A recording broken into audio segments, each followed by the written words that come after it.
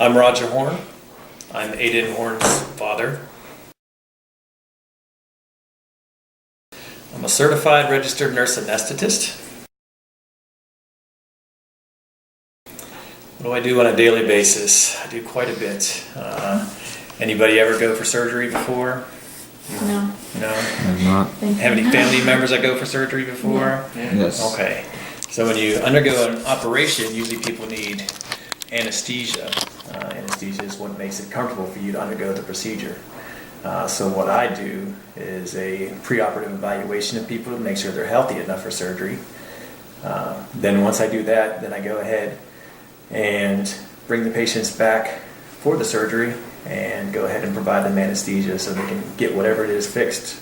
And then of course the most important part, once it's all done, I wake you back up and then you go to the recovery area. Lots of different skills that you use being a nurse anesthetist. Critical thinking is very important. Math skills. So people tell you don't need math later on in life, they're liars. Algebra is very important in what I do. Other things, you need to be able to multitask. You know, when I'm actually doing a procedure, there's lots of things that are going on. There's lots of noise. There's my machines that are making noises, certain noises. The surgeons who are doing the procedure, they're making requests, or you just listen to things that they're saying in order to make sure that the patient stays stable throughout the procedure. Surgeons get a lot of the glory for the procedures, but I'm actually the one who keeps the patient alive. They vary quite dramatically. They can be anything from just a standard like 8-hour shift to anything up to 24 hours or even longer. Prior to me being here in New Hampshire, I was in the military and deployed, in other words, went to war in Afghanistan and Iraq and a couple other different places as well. Whereas we'd work for 24, 36, 48 hours end on end. And so it can get kind of tiring at times. Never in my wildest dreams did I think I would be doing this.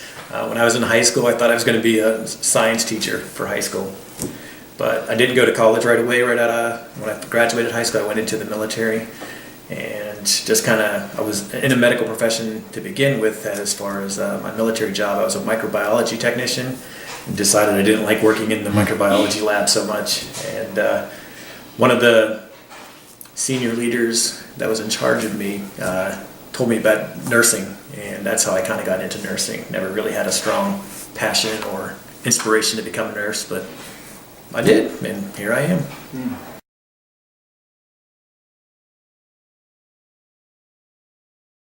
You have to take a lot of science classes. So somebody at you all 11th grade. Yes. Okay.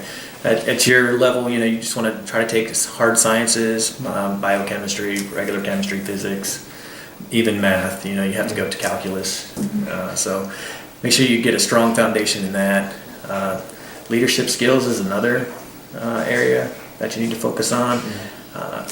Because like I say, you're keeping a patient alive, so if there's things that you need to be able to delegate for some people to help you make sure that, you know, the patient stays safe.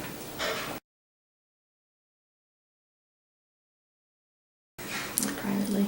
I preferred working in the military, but you can't stay in the military forever. I did almost 25 years in the Army, so it just didn't work out. I was supposed to go to Louisiana for another job, but I didn't want to go back to Louisiana, nor did Aiden. So as a result, I had enough time to retire, so I just went ahead and retired. In the military, it's a little bit different as far as structure of organizations go. Everybody knows where they are, you know, it's because it's based on a rank structure. So I was a colonel in the Army. Now I'm just Roger. So it's a big difference, but I think after about 1.5 years of being out of the military, I'm getting used to it. So it's not the same ever. It's always something different because you always have a different patient. So different things can happen. There was a couple instances, you know, where you're just doing a routine, seems like a normal procedure. Turns out, the patient has a heart attack during the procedure because he has an undiagnosed heart problem. So things like that can happen, so you always have to stay on your toes.